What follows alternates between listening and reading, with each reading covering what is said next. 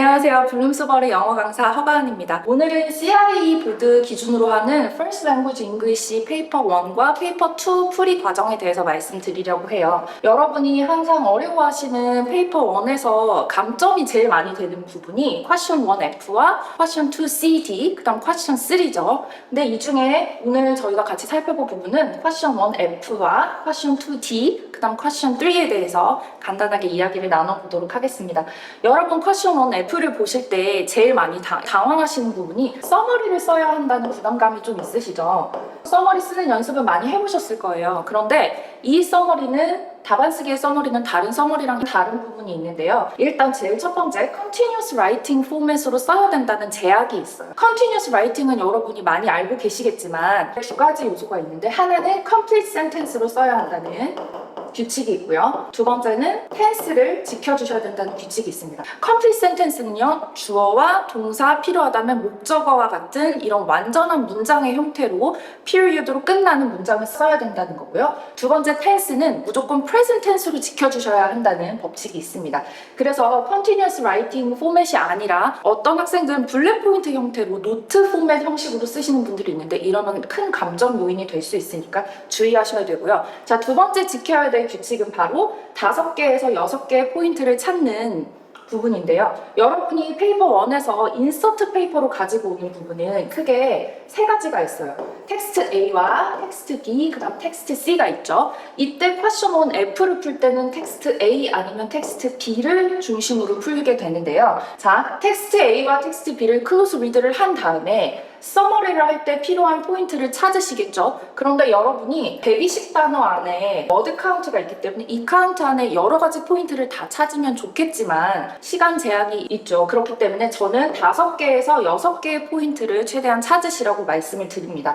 이때 텍스트가 있으면 상, 중, 하 텍스트를 나눈다고 했을 때 밸런스가 잘 맞춰져 있도록, 그러니까 포인트가 한 곳에 과밀되어 있지 않도록 조심하셔야 돼요. 그래서 윗부분에서 2개, 2개, 2개 이런 식으로 찾아주시거나 아니면 밑에 부분에 포인트가 좀 몰려있다고 한다면 위와 중간에서 하나하나씩 밑에 2개에서 3개 정도로 찾으셔서 답안을 작성하실 때 사용하시면 됩니다. 자, 그 다음 제일 마지막 중요한 paraphrasing이라는 말을 제가 적어놨죠. paraphrasing는 여러분도 많이 연습을 하셨을 거예요. 기존에 있는 문장에서 여러분의 말로 이거를 문제에도 나와 있듯이 in your own words라는 표현으로 적혀 있죠. 여러분의 말로 바꿔서 작성을 해주셔야 됩니다. 여러분의 말이라고 하면 어떤 문장이 있으면 그 문장 안에 있는 모든 단어를 다 여러분이 알고 있는 synonym으로 바꾸라는 게 아니에요. adjective와 adverb를 제외하고 noun이랑 verb만 여러분이 알고 있는 동의어로 바꿔주시면 되는데 사실 noun을 바꾸기는 상당히 어렵죠. A라는 명사를 B라는 명사로 대체하기가 굉장히 어렵기 때문에 명사는 그 텍스트에서 핵심어가 되는 거라면 그대로 남겨놓고 verb의 형태만 좀 바꿔주시면 됩니다. 예를 들어서 뭐 display라는 단어가 나왔다면 그 display라는 단어를 represent나 show나 convey라는 동사 등으로 바꿔주시는 게 좋습니다. paraphrase가 되지 않는 답안은 감점이 되기 때문에 스타일과 컨텐츠 면에서 여러분이 점수를 다 확보하기 위해서는 continuous writing, 포인트를 적절하게 찾기, paraphrase를 해주기 이 세 가지 포인트를 좀 기억해 주시면 좋겠습니다. 자, Question 2D를 한번 보겠습니다. Question 2D는요, 여러분이 가장 많이 어려워하는 문제 유형이에요. 그렇기 때문에 점수의 폭도 굉장히 높고 여기서 감점률도 높게 되어 있는데 Question 2D를 풀 때는 세 가지 요소만 기억하시면 됩니다. 일단 Question 2D에서는 패러그래프 2개를 텍스트에서 고른 다음에 여러분이 고르는 건 아니겠죠. 주어진 패러그래프가 있으면 이 패러그래프에서 linguistic choice를 3개씩을 찾아서 이 linguistic choice가 어떤 건지 그거에 대해서 define을 하고 그거에 대한 further explanation을 쓰고 그것의 effect를 쓰는 게 이 question 2D의 핵심이죠. 자, 그러면 패러그래프 안에 있는 단어를 3개씩을 골라주셔야 되는데 패러그래프를 구성하고 있는 문장은 짧게는 6개에서 크게는 7개로 구성이 되어 있어요. 두 번째 패러그래프도 마찬가지고요.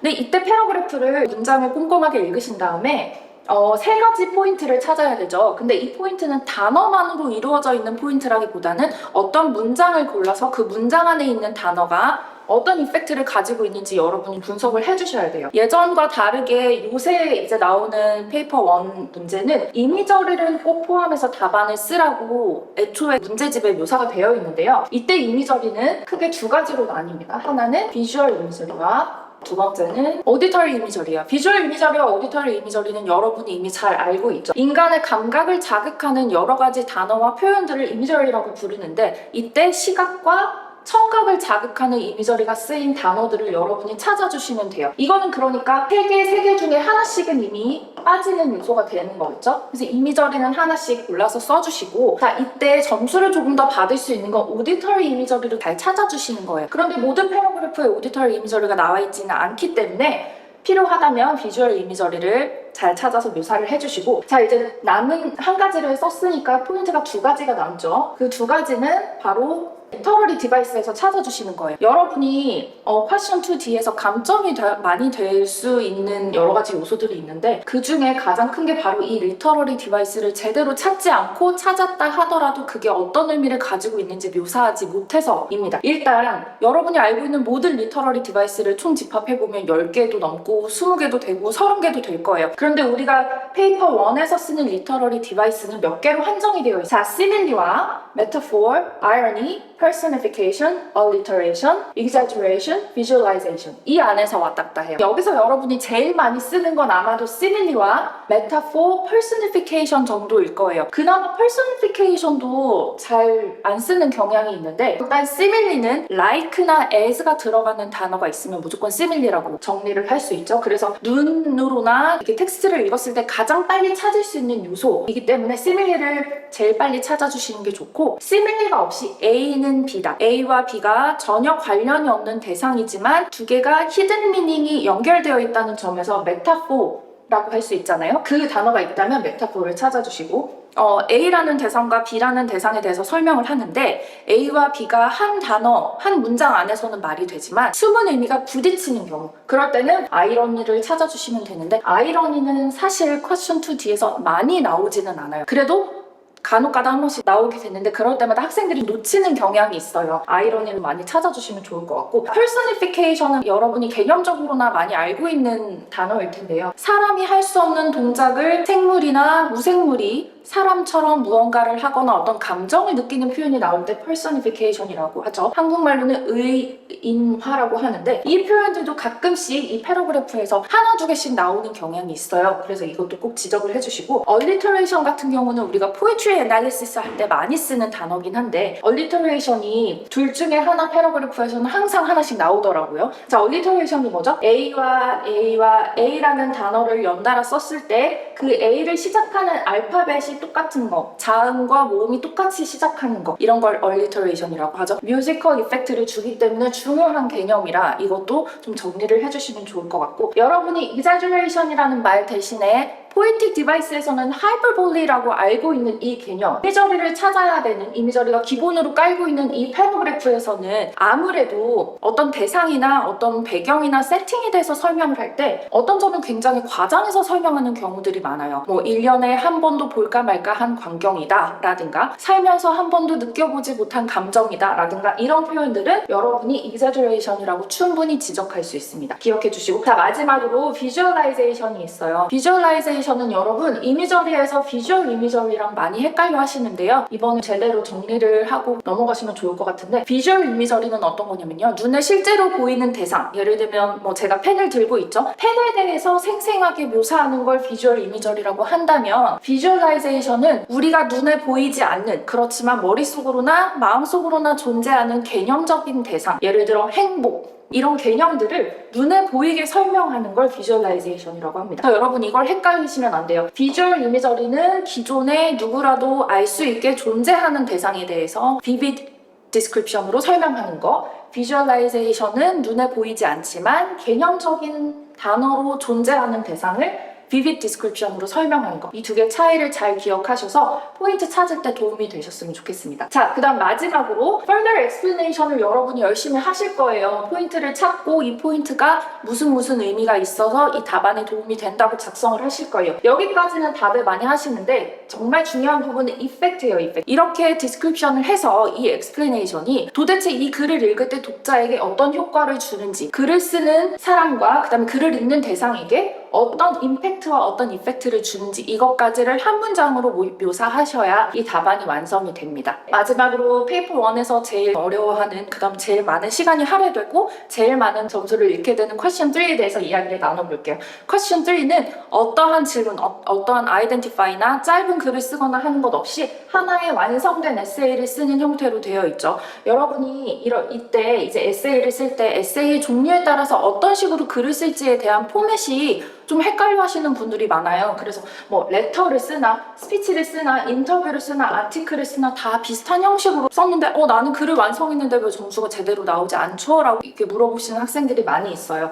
자, 레터나 스피치나 인터뷰나 아티클이나 뭐 여기 말고도 저널이라든지 블로그 글이라든지 여러 가지 글의 형태가 있는데 제가 적어놓은 4가지 스타일의 글은 평소, 그다음 요즘 요 몇 년간 제일 많이 출제되는 장르의 글이에요. 그래서 이 4개를 중심으로 말씀을 드릴 텐데요. 레터나 스피치나 인터뷰나 아티클이나 공통적으로 퀘스천 3에서 요구하는 3가지 블랙 포인트의 내용은 다 집어넣으셔야 돼요. 근데 이 내용이 다 들어갔다고 해서 스타일상의 점수라든가 컨텐츠상의 점수를 완전히 다 받을 수 있는 건 아니에요.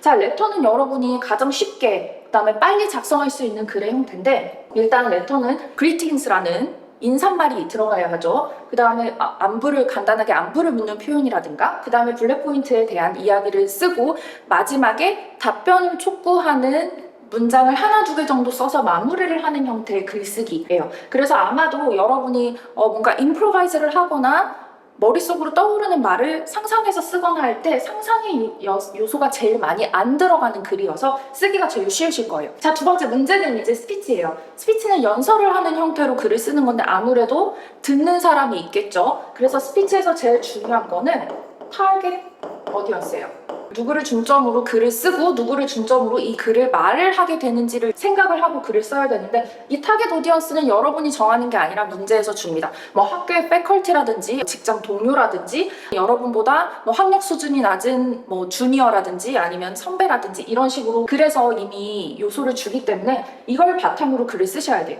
자, 스피치를 쓸 때는 제일 먼저 여러분이 알고 있는 너무 쉬운 단어들, 뭐 Good afternoon ladies and gentlemen 이라든가 이런 식의 인사말로 시작을 하는데, 인사말을 하고 난 다음에 바로 내가 하고 싶은 말을 쓰는 것이 아니라 인사말을 하고 난 다음에 키워드가 되는 단어에 대한 여러분의 personal experience, 그 다음 여러분만의 anecdote 같은 거를 아주 간단하게 3-4문장 정도로 정리를 먼저 해주셔야 돼요. 예를 들어서 에세이에서 뭐 AI에 대한 쓰라고 했을 때 AI에 얽힌 나의 personal experience를 3-4문장으로 간단하게 정리를 해주신 다음에 블랙 포인트 1, 2, 3에서 첫 번째 블랙 포인트에 대해서 이야기를 나누겠다는 문장으로 여러분이 쓰고자 하는 답변을 get into 하시면 됩니다. 자, 스피치를 쓰고 난 다음 마지막 패러그래프에는 뭐 famous figure라든가 political figure라든가 아니면 여러분이 알고 있는 유명한 사람들이 남긴 quote가 있죠. 아니면 뭐 old saying이라든가 proverb라든가 이런 표현들을 적어줘서 여러분이 에세이에 대한 주제를 정확하게 인식하고 있다는 걸 증명하셔야 됩니다. 자, 이렇게 해서 스피치를 마무리해서 써주시고요. 인터뷰는 예전에 비해서 훨씬 쓰기가 쉬워졌어요. 인터뷰 글을 쓰라고 할 때는 블랙 포인트 1, 2, 3개에서 애초에 질문을 줍니다. 그래서 이 질문을 그대로 갖다 쓰고요. 여러분이 쓰셔야 되는 거는 질문에 대한 답변만 정리를 하시면 돼요. 질문에 대한 답변은 당연히 질문에서 벗어나지 않게, 주제에서 벗어나지 않게 절대로 off topic이 되는 그런 불상사가 없도록 잘 정리를 해주셔야 되고, 인터뷰는 아무래도 인터뷰어와 인터뷰이의 대화로 진행이 되는 거기 때문에 중간중간에 아이스 브레이크를 하는 간단하고 뭐 재밌는 유머러스한 이펙트를 주는 단어들을 넣어주면 좋지만 시간이 좀 부족할 수 있어요. 글을 쓰는 입장이기 때문에. 그래서 꼭 필수적인 요소는 아닙니다. 여유가 되고 시간이 되시는 분들은 인터뷰에서 아이스 브레이크를 할 수 있는 말들을 좀 써주시면 좋아요. 자, 마지막으로 아티클 정리하는 방법을 말씀드릴게요. 아티클은 크게 2가지로 나뉘어집니다. 하나는 뉴스 아티클이 있고요. 하나는 매거진 아티클이 있어요. 뉴스 아티클과 매거진 아티클의 차이가 뭔지 잘 모르시는 분들도 계신데, 뉴스 아티클은 뉴스를 보도하는 사람의 입장이나 견해나 오피니언이 전혀 들어가지 않는 facts only 위주의 글을 쓰는 게 뉴스 아티클입니다. 그래서 어떤 사건에 대한 누가 언제 어디서 무엇을 어떻게 왜 라는 이 6하원칙에 맞춰서 충실하게 글을 쓰시면 되는데, 페이퍼 1에서는 여러분의 견해가 들어가는 블랙 포인트를 분명히 작성을 하셔야 되기 때문에 뉴스 아티클에 대한 문제는 이제 더 이상 나오지 않아요. 자, 그러면 여러분이 집중하셔야 될 부분은 매거진 아티클이에요. 매거진 아티클은 글을 쓰는 사람이 칼럼니스트죠. 여러분이 칼럼니스트가 되는 거예요. 칼럼니스트에 견해나 오피니언이나 어떤 의견이 꼭 들어가야 되는 부분이에요. 근데 견해는 어떤 문제에 대해서, 아까 제가 AI를 설명드렸죠. AI에 대한 critical perspective, critical view 같은 거를 좀 넣어주시면 확실히 도움이 됩니다. 자, 여러분 아티클 쓰실 때요, 헤딩을 써주셔야 되고, 우리가 흔히 타이틀이라고 부르죠. 타이틀을 써주시고, 그 다음에 블랙 포인트에 해당하는 서브 타이틀까지 작성을 해주셔야 만점을 받으실 수 있습니다. 자, 마지막으로 제가 3 블랙 포인트라고 정리를 해놨는데, 이 3 블랙 포인트는 첫 번째, 두 번째는 주어진 텍스트를 읽고 텍스트에 대한 여러분의 own interpretation에 대해서 작성을 하라고 되어 있고요. 마지막 세 번째는 여러분의 오피니언이 들어가는 부분이에요. 자, 생각해보세요. 첫 번째, 두 번째 블랙 포인트와 세 번째 블랙 포인트를 우리가 프로포션을 나누고 따져봤을 때 첫 번째, 두 번째 블랙 포인트보다 세 번째 블랙 포인트를 훨씬 더 많이 할애해서 쓰셔야 됩니다. 굳이 비율을 말씀드리자면 40-60 정도의 비율로 써주시면 좋아요. 여러분의 견해를 가지고 채점을 하시는 분이 마크를 많이 주시기 때문에 이 점을 꼭 양지하셔야 됩니다.